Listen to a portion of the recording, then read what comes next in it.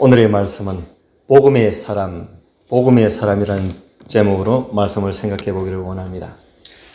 헤롯이라고 하는 어둠의 세상 권세가 끝이 났습니다.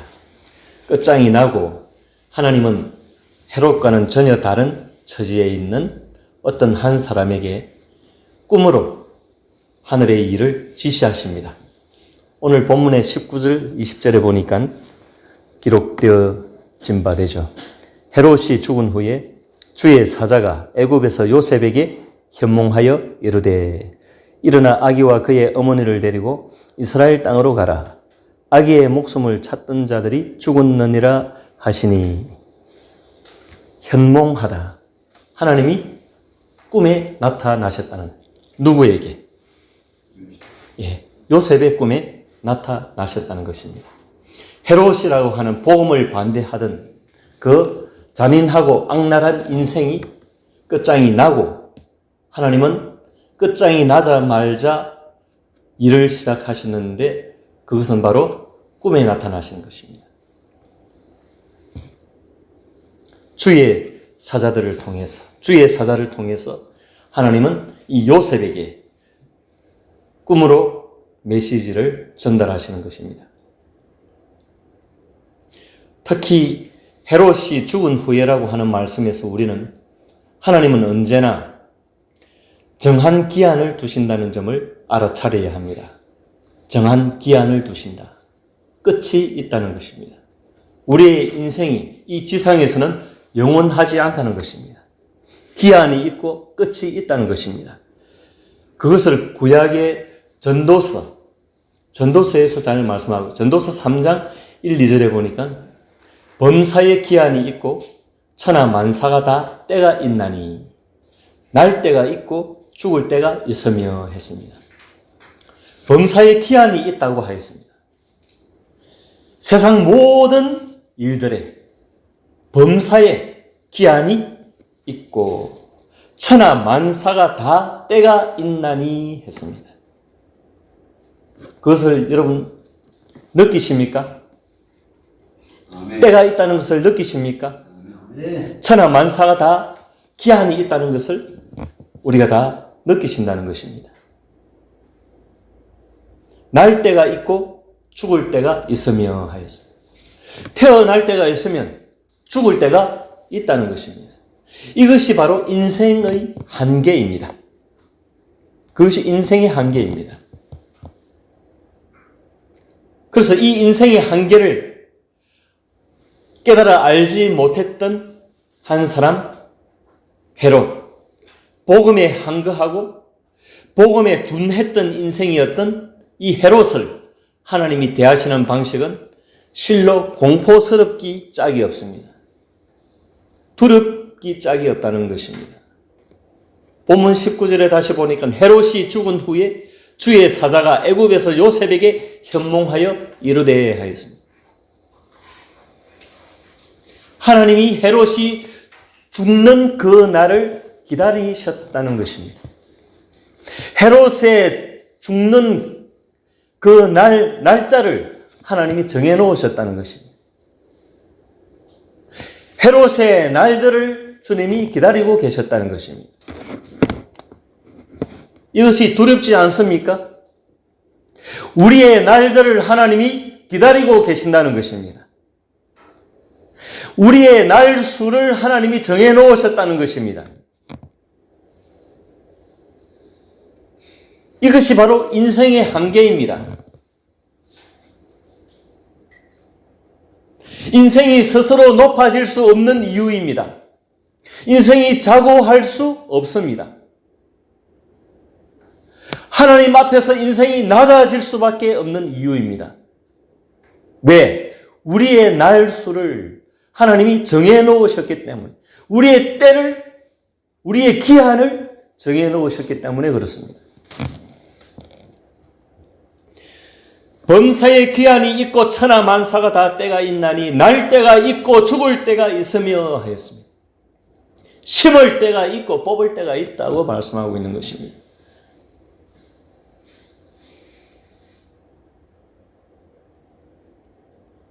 헤롯이 죽자마자 하나님은 또 다른 한 사람에게 하나님은 역사하십니다. 그 사람이 바로 요셉입니다. 예수의 아버지 요셉이었습니다.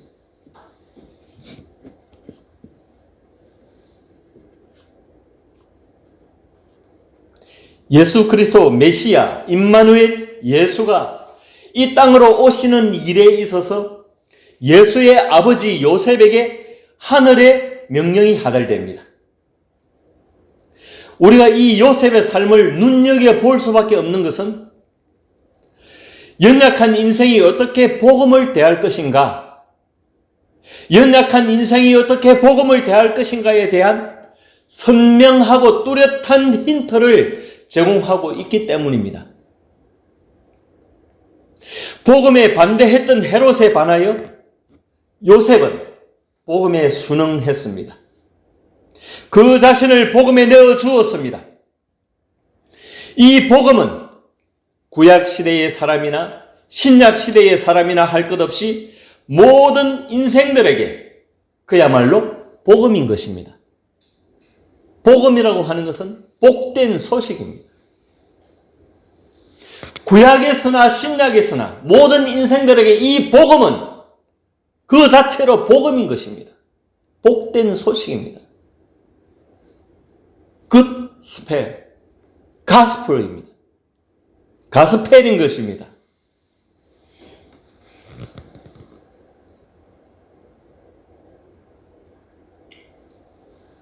하지만 허무한 인생들이, 얄팍한 인생들이 복음에 대한 반응은 의외로 복음을 복음으로 여기지 못하고 대체로 값싸고 하찮게 여깁니다. 여러분, 복음에 대해서 여러분은 어떻게 생각하십니까? 예수 복음에 대해서 여러분은 어떻게 생각하십니까?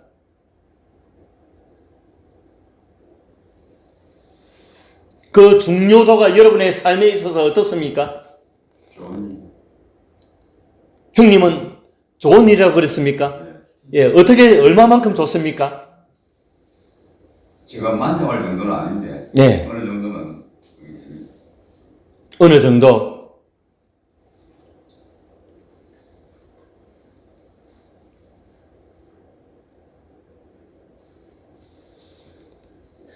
그나마 다행이십니다.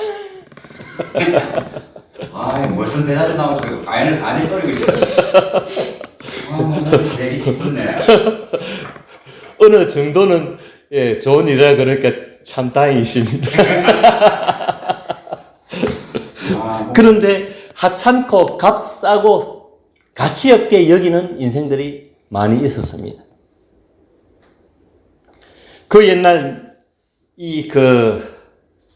소돔과 고모라를 향한 하나님의 저주가 임박했을 때에 여호와께서 이 성을 멸하실 터이니 너희는 일어나 이곳을 떠나라고 말하는 이 롯에게, 그리고 그 당시 인생들에게는 이것이 복음이었습니다. 그러나 롯의 일부 가족들을 제외하고 이 수많은 사람들이 그 생명의 복음을 무시하였습니다. 아멘. 예, 요즘 친구들 말로 개무시하였습니다.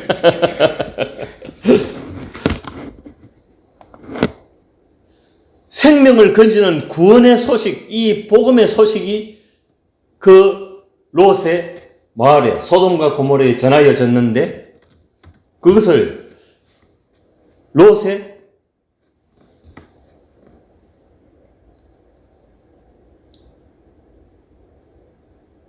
이 사위들이나 그 마을 사람들이 무시하였다는 것입니다. 롯의 사위들이 반응을 말씀하고 있는데, 창세기 19장 14절에 보면은 롯이 나가서 딸들과 결혼할 사위들에게 말하여 이르기를 여호와께서 이 성을 멸하실 터이니 너희는 일어나 이곳에서 떠나라 하되 그의 사위들은 농담으로 여겼더라 했습니다. 농담으로 여겼더라. 누가요? 롯의 사위들이. 써닌 롯 사위들. 조크로 여겼더라. 그러니까 생명의 복음인 것입니다. 이 메시지는. 생명의 구원을 말씀하는 메시지인데 그것을 농담으로 여겼더라.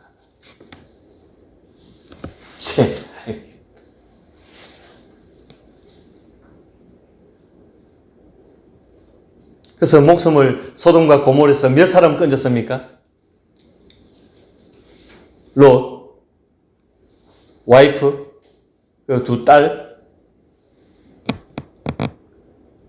그리고 와이프는 중간에서 뒤돌아보지 말라는 하나님의 말씀을 어기는 까닭에 소금 기둥이 되어버렸습니다.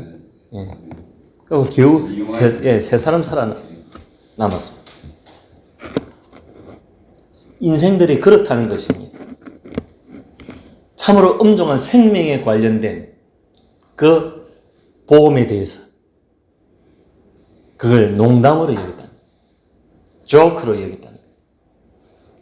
누가복음 17장에 기록된 실화가 또 있습니다. 누가복음 17장에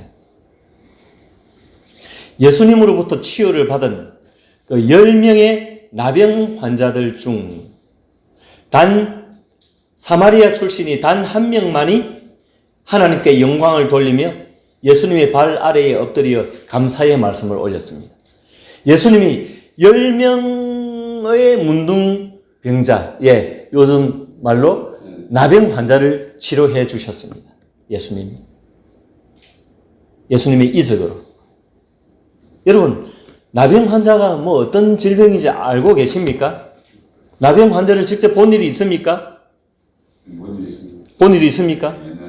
옛날에 이게 불을 쓰고 그걸 바가지 들고 어둠으로 다니고 맞습니다. 바로 형님이 말씀하신 그 형상 그대로 제가 용호동에서 친구 집이 옛날에 근대화 체인 해가지고 그 슈퍼 가게를 하고 있었는데 그 가게 앞에 구걸을 하러 온 것을 제가 본 일이 있습니다.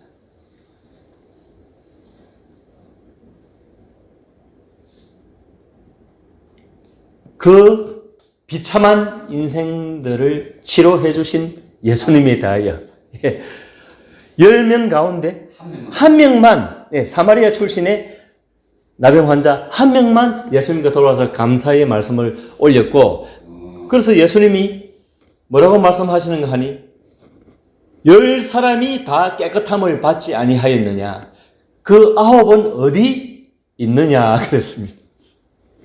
나머지 9사람은 어디 있느냐?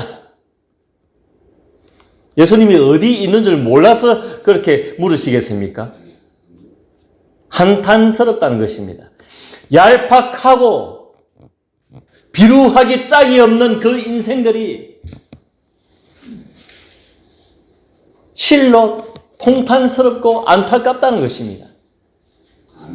그렇게 철딱서니가 없고 얄팍하기 짝이 없다는 것입니다. 감사할 줄을 모르는 거예요. 멸망의 문 앞에서 구원받는다는 소식이야말로 복음이 아닙니까? 그죠? 하늘이 내리신 저주받은 병으로 여겼던 나병이 깨끗하게 되는 것이 복음이 아닙니까? 이만큼 감사할 일이 어디 있습니까? 그런데 인생들의 90%가 감사하지 아니했다는 것입니다.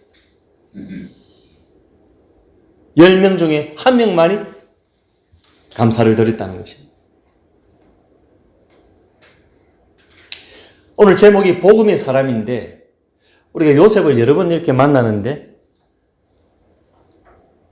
요셉에 대해서 말씀을 더 드리지 않을 수 없는 것은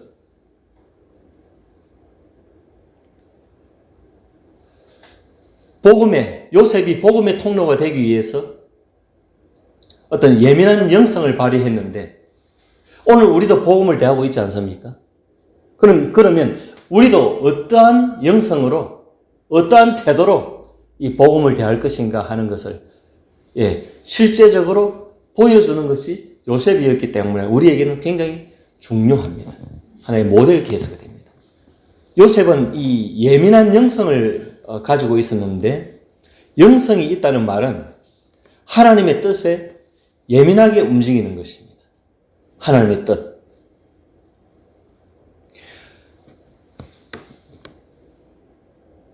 간혹 하늘에 순종하기보다는 자신의 뜻대로 살면서 종교 생활은 할 수가 있습니다.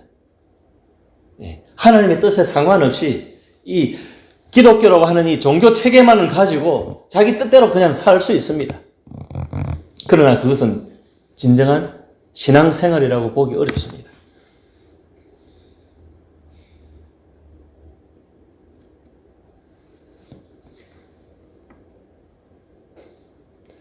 물론 그렇습니다. 한 사람이 죽고 나면 그 사람이 정말 예수를 믿었는가 안 믿었는가 하고 사람들이 자꾸 웅성웅성될 때가 많습니다. 그 사람이 좀 애매하게 좀 행동을 했을 경우에 살아생전에 그러면 그 사람이 진실이었는가 거짓이었는가는 우리 사람들은 모릅니다. 오직 하나님만이 아십니다. God knows. 하나님만이 아시거든요. 그런데 우리는 그 사람이 그래도 교회 문턱에 한 번이라도 들어간 일이 있다 하는 것만으로 우리가 그래도 교회 한 번 들어갔네 하고 위안을 삼을 수밖에 없는 것입니다. 그죠? 그러나 이왕 교회 문턱에 들어갈 바에야 제대로 믿어야 되지 않겠습니까? 아멘. 하나님의 말씀을 바로 알아야 되지 않겠습니까? 아멘. 하나님의 뜻을 바로 이해해야 되지 않겠습니까? 아멘. 하나님의 원하시고 기뻐하시는 뜻대로 우리가 믿어야 되지 않겠습니까? 아멘. 그래야 예배를 바로 드리고 그렇게 하기 위해서 우리가 성경을 바로 이해하고 알아야 된다는 것입니다. 정신을 똑바로 차려야 된다는 것입니다. 복음의 사람은 하나님의 뜻에 순종하는 사람입니다. 여러분 이 본문 우리의 본문 20절 21절 보면은 이 20절 21절에 그 행간 읽기가 필요한데 일어나 아기와 그의 어머니를 데리고 이스라엘 땅으로 가라. 아기의 목숨을 찾던 자들이 죽었느니라 하시니 요셉이 일어나 아기와 그의 어머니를 데리고 이스라엘 땅으로 들어가니라. 그럼 행간 읽기가 뭡니까? Reading space between lines in our text. 행간 읽기. 그러면 절과 절 사이, 구절과 구절 사이에 묵상함이 필요하다는 것입니다. 그냥 우리가 쭉 읽어내려고 그런가 하고 넘어가는 것이 아니라 절과 절 사이에 비록 짧은 두 절이긴 하지만 그 사이에 어마어마한 내용이 담겨 있다는 거예요. 그것을 행간 읽기라고 합니다. 우리가 일반적으로 독서에 있어서. 그래서 이 성경은 특히 행간 읽기가 중요하죠.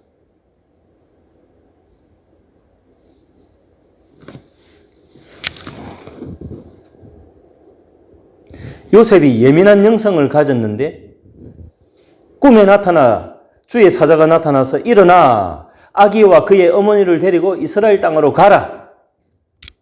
아기의 목숨을 찾던 자들이 죽었느니라 하시니 요셉이 일어나 아기와 그의 어머니를 데리고 이스라엘 땅으로 들어가니라. 다른 말이 없습니다. 요셉이 왜냐하면 우리가 부산에서 밀양으로, 밀양에서 부산으로, 밀양에서 서울로, 밀양에서 대전으로, 대구로, 어디로 우리가 이사한다는 것, 이 국내에서 이사한다는 것만 가지고도 우리가 굉장히 어렵습니다. 아멘. 자기의 어떤 터전을 옮겨가는 것은 대단히 어려운 일입니다. 그런데 지금 뭡니까? 애굽에 지금 그래도 정착해서 애굽에 살고 있습니다. 그런데 한 날 꿈에 나타나서 요셉의 꿈에 나타나서 주의 사자가 나타나서 다시 이스라엘로 들어가라 하니까 군말이 없습니다. 요셉이 21절에 요셉이 일어나 이랬죠. 20절에 첫 부분에 일어나 그랬죠. 일어나라 그랬죠. 그리고 21절에 요셉이 일어나 했죠. 요셉에게는 순종만이 있었습니다. 앞뒤를 재지 않고 순종했다는 것입니다. 이것저것 따져보지 않고 하나님의 뜻을 따랐다는 것입니다. 그리고 꿈에 나타나서 누가 뭐라 하는데 그걸 이행할 수 있는 그런 영감이 있을까요? 영성이? 우리 현실 생활에 한번 접목 한번 해보십시오. 이게 개꿈인지 뭘지 아리까리하고 헷갈리지 않습니까?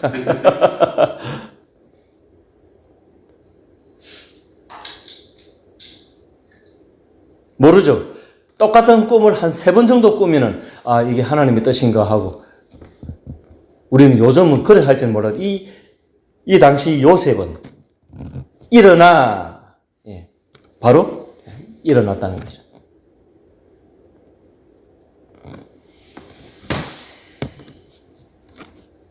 원거리의 이사는 대단히 어렵습니다. 그러나 지금 이 애굽에서 이스라엘 나라와 나라, 한국과 미국과 한국 대단히 어렵습니다. 그 머나먼 미국에서 한국까지 온 팀 대단하죠.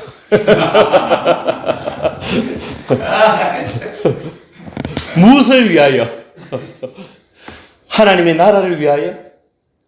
또는 사랑을 위하여? 불편하죠. 국제적으로 이렇게 이동한다는 것은 대단히 불편합니다. 요즘 비행기 타고 다니는 이 시대에도 우리가 쉽게 어디 비행기 타고 나갈 수가 있습니까? 요즘 코로나 때문에 막혀 있긴 하지만. 목사님, 장문수 아들은 14년째 어디 한 방에 안 그러니까 미국에 한번 들어가고 지금 14년째 안 나온다는 게 그거 쉽지 않습니다. 그러니까 왔다 갔다 하는 게. 대단히 불편하고 비용이 들겠죠. 그 터전을 버리고 옮긴다는 것은 손해가 많이 나겠죠. 대가를 치러야 합니다. 그럼에도 불구하고 요셉은 즉각적으로 옮겼습니다. 자, 이 요셉이 어떻습니까? 처음부터 애굽에 있었습니까? 아니죠. 유대 베들레헴에서 마리아가 예수님을 낳았습니다. 예수님이 베들레헴에 탄생하고 헤롯이 죽이려고 하니까 애굽으로 피난을 떠났습니다. 그래서 애굽에서 정착하고 살다가 다시 또 헤롯이 죽고 나서 이스라엘로 들어가라. 그러니까 지금 국제적으로 지금 왔다 갔다 지금 하는 거예요. 얼마나 지금 불편하고 피곤하고 손해가 많습니까? 비용이 지불되어져야 되는 일 아닙니까? 힘겨운 이동인 것입니다. 그러나 이 요셉은 복음의 거침돌이 되지 않고 복음에 순종하는 사람이요 진정한 순례자요 나그네요 노매드 진정한 유목민 아브라함의 후예였습니다. 진정한 필그림이었습니다. 또 한편으로 이 어떤 루트로 이동에 대한 메시지를 받았습니까? 아까도 말씀드린 바 꿈을 통해서죠. 꿈을 통해서. 여러분, 하나님이 내게 뭐라고 말씀하시는 부분에 대해서 늘 깨어 있으시길 바랍니다. 아멘. 오늘날 신약 시대를 살아가는 우리들은 하나님의 뜻을 어디서 발견할 수 있습니까? 예전에 성경이 없던 시절에는 하나님이 꿈을 통해서 많이 하나님이 꿈이라고 하는 루트를 애용하셨습니다. 그러나 오늘날에는 뭡니까? 어떤 루트를? 하나님의 말씀. 신구약 성경 하나님의 말씀이 하나님의 뜻을 발견하는 하나의 캐논, 하나의 표준이고 기준이고 루트입니다. 그래서 이 바이블, 이 성경이 우리에게 매우 중요합니다.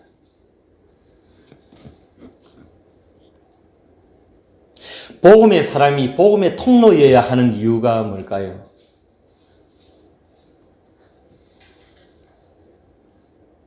복음의 사람이 복음의 통로여야 하는 이유. 이 요셉은 복음의 통로였습니다. 복음의 통로.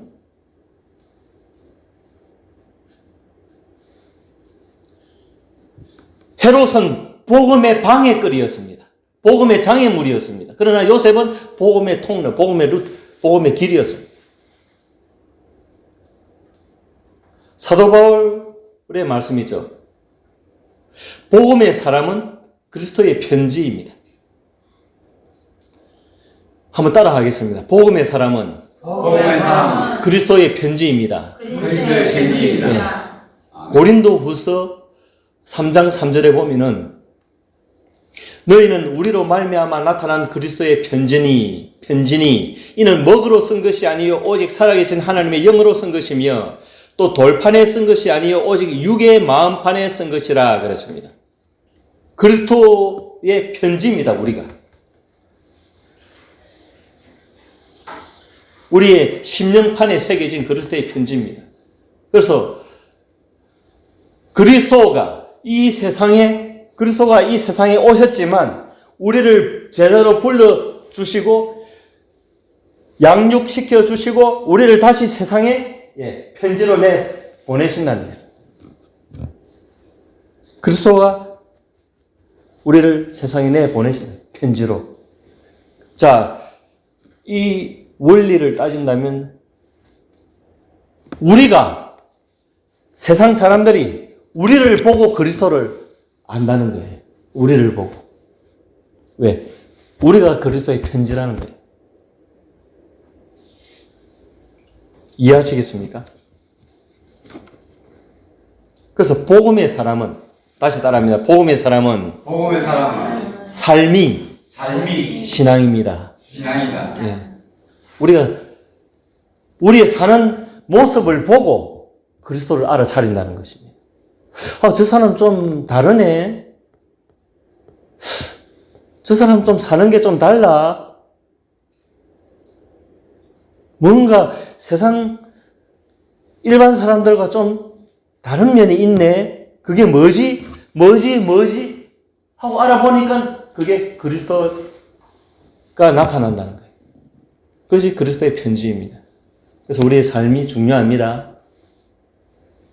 우리를 보고 그리스도를 알아보는 것입니다. 다음에 복음의 사람은 하늘의 지배를 받습니다. 한번 따라 하십니다. 복음의 사람은 하늘의 지배를 받습니다. 하나님의 지혜를 받습니다. 예. 하늘은 하나님입니다. 현실적 두려움을 하늘의 지시를 받아 극복하죠. 현실적으로 두려움이 분명히 있습니다. 어떤 두려움이 있습니까? 22절에 봅니다. 22절 같이 읽어봅니다. 시작. 그러나 아켈라오가 그의 아버지 헤롯을 이어 유대의 임금됨을 듣고 거기로 가기를 무서워하더니 꿈에 지시하심을 받아 갈릴리 지방으로 떠나가 그랬습니다. 예. 아켈라오는 누굽니까? 헤롯의 아들입니다. 헤롯의 아들입니다. 지난주에 세 사람 헤롯이 성경에 있다고 그랬습니다. 헤롯이라고 이름하는 노는 기록된 그는 세 사람입니다. 그러나 헤롯의 아들은 또 있습니다. 헤롯이라고 하는 사람은 갈릴리 지방을, 헤롯 안티파스는 갈릴리 지방을 다스렸고, 여기 나오는 아켈라오는 헤롯 아켈라오입니다. 헤롯 아켈라오인데, 아그리빠가 갈릴리 지방 다스렸습니까? 아그리빠도 있습니다. 헤롯 아그리빠. 그래서 이 아켈라오는 헤롯 아켈라오인데 이 사람은 유대 지역을 다스렸습니다. 유대, 에돔, 이두메하고 이 사마리아 지역을 다스렸습니다. 그런데 헤롯 아켈라오라고 하지 않았기 때문에 이 세 사람 중에 없습니다. 그냥 아켈라오로 나오죠. 사실은 헤롯 아켈라오입니다. 이 사람은 유대 지역을 다스렸는데 무시무시했죠. 잔인했죠. 그래서 아버지 못지않게 잔인했던 아들이었습니다. 그러니까 요셉이 두려워했다는 거죠. 아켈라오가 그의 아버지 헤롯을 이어 유대의 임금됨을 듣고 거기로 가기를 무서워하더니 꿈에 지시하심을 받아 갈릴리 지방으로 떠나가 그랬습니다. 그래서 나사렛이라는 동네에 가서 살았다 그랬습니다. 그래서 나사렛 예수라고 이야기하는 것입니다.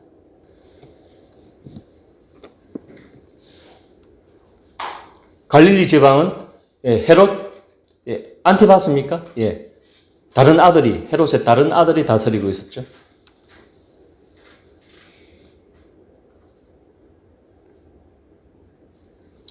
애굽에서 이스라엘로 귀환하라는 하늘의 지시를 받고 이스라엘로 들어왔으나 헤롯 대왕의 잔인함과 다르지 않은 아들 아켈라오. 사실 이 아켈라오 이 사람은 이 분봉왕이 책봉되지도 못했습니다. 잔인하다 보니까 이 유대인들의 그 지지를 받지 못했고 폭동이 일어나가지고 3,000명이나 죽는 일들이 있었습니다. 그래서 원래 로마 정부에서 이 사람에게 에스나르케스라고 해갖고 그냥 그 유대 지방을 관리하는 정도의 왕이라는 칭호를 쓰지 않고 에스나르케스 그 정도의 직책으로 있다가 그런 사람이었습니다. 그래서 갈릴리 지방을 다스렸던 다른 헤롯은 좀 이 사람보다는 나았던 모양입니다. 그래서 나사렛에서 예수님이 잘 성장할 수가 있었습니다.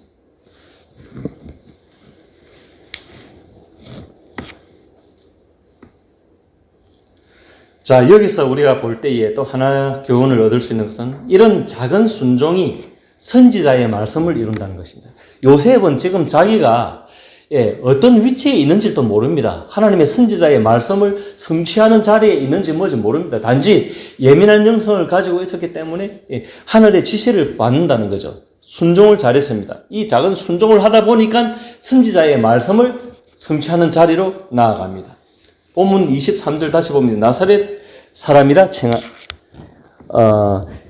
나사렛이란 동네에 가서 사니 이는 선지자로 하신 말씀에 나사렛 사람이라 칭하리라 하심을 이루려 함이러라.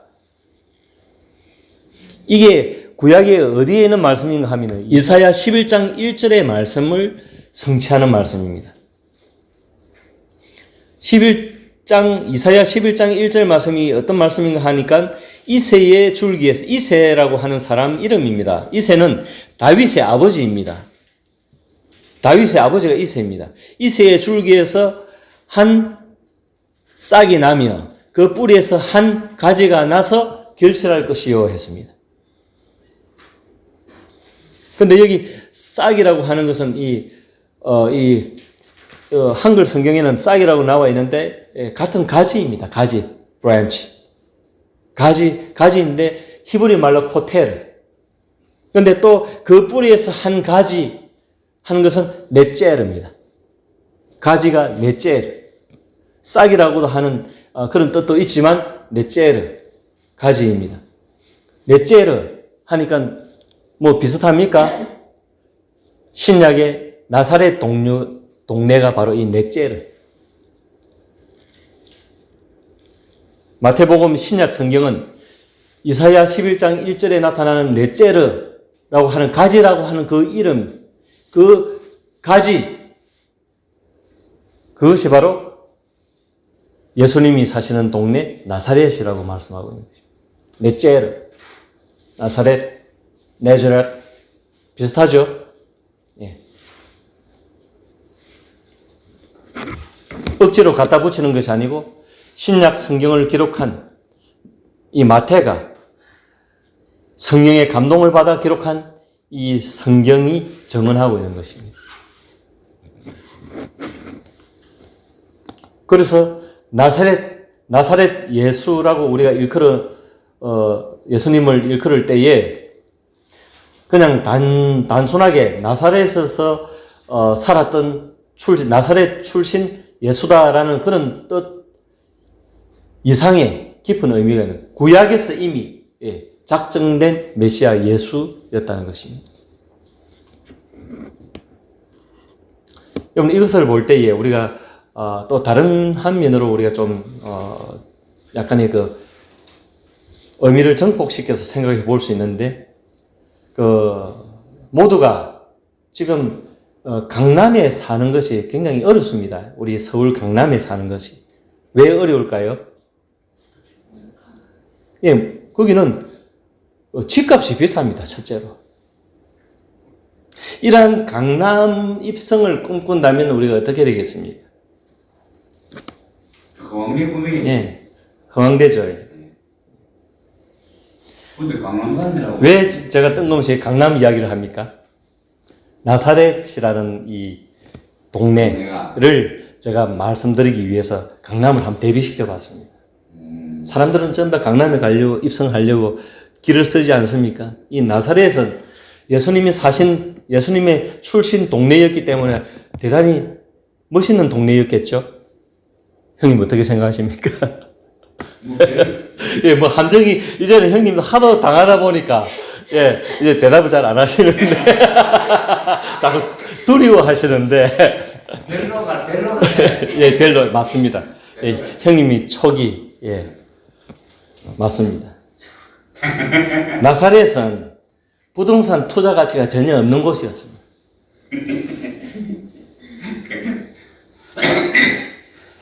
단지 선지자의 입을 통한 하나님의 말씀이 성취된 곳이죠. 별 볼 일 없는 곳이 나사렛이었습니다. 그 증거로 요한복음 1장 44절 이하에 보니까 빌립이 나다나엘에게 예수를 전하니 빌립이라는 제자가 나다나엘이라고 하는 사람에게 예수님을 전도했습니다. 그러니까 나다나엘이 뭐라고 말을 하는가 하니까 나사렛에서 무슨 선한 것이 날 수 있느냐 그랬습니다. 나사렛에서 무슨 선한 게 있느냐? 그럼 선한 게 없는 게 지저분하고 막 별 볼 일 없는 똥통 동네가 나사렛입니다. 그런 곳에서 예수님이 성장하셨다는 거예요. 동네가 아주 끔찍한 환경이었기 때문에 나다나엘이 그런 말을 하는 것 아니겠습니까? 나사렛에서 무슨 선한 게 나겠느냐? 나사렛 출신 예수님이 하나님의 아들이고 이렇고 저렇고 하니까 빌립이 이야기를 하니까 나사렛에서 무슨 선한 게 나냐? 그런데 나사렛에서 선한 것이 난다는 것이 벌써 이사야 11장 1절에 지금 넷째 나사렛이라 하는 동네를 지정해가지고 이미 하나님이 정해놓으신 곳이 바로 하나님이 정해놓으신 동네가 바로 나사렛이다. 예. 그래서 그런 중요한 의미가 있습니다. 우리가 나사렛 예수 이야기를 하지만 그런 의미가 있는 것입니다. 그냥 예수님이 단순하게 성장한 곳만이 아닙니다. 말씀을 조금씩 정리해 들어가기를 원합니다. 우리가 산호라면은 생업이나 직장이나 학업을 따라 사는 곳이 정해지겠죠. 나사렛 동네를 혐오하지만 말고, 그리고 또 우리가 사는 그 처지나 환경, 우리가 사는 동네를 혐오하지만 말고, 우리가 선 곳에서 하나님의 말씀을 이루어 가시기를 바랍니다. 여러분들이 서 있는 땅에서 하나님은 역사하신다는 거예요.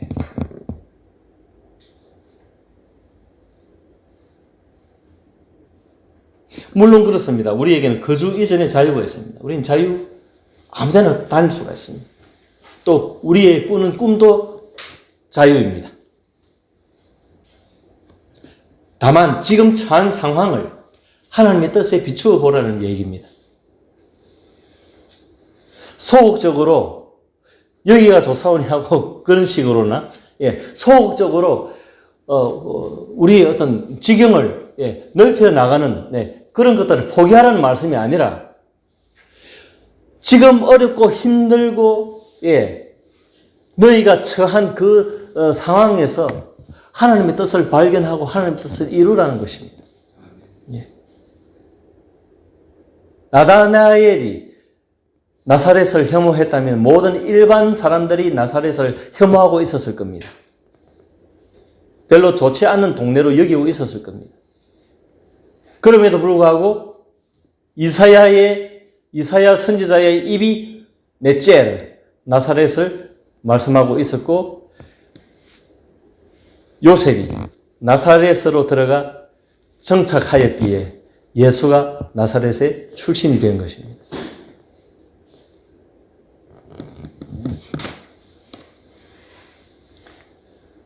말씀을 정리합니다. 여러분, 오늘 우리는 복음의 사람으로 부름을 받았습니다. 맞습니까? 아멘. 복음의 사람. 예수 복음의 사람으로 부름을 받았습니다. 콜링. 요셉이 복음의 그침돌이 되지 않고 복음의 장애물이 되지 않고 복음의 통로가 되었던 것처럼 오늘 우리도 복음의 통로가 되시기를 바랍니다. 아멘.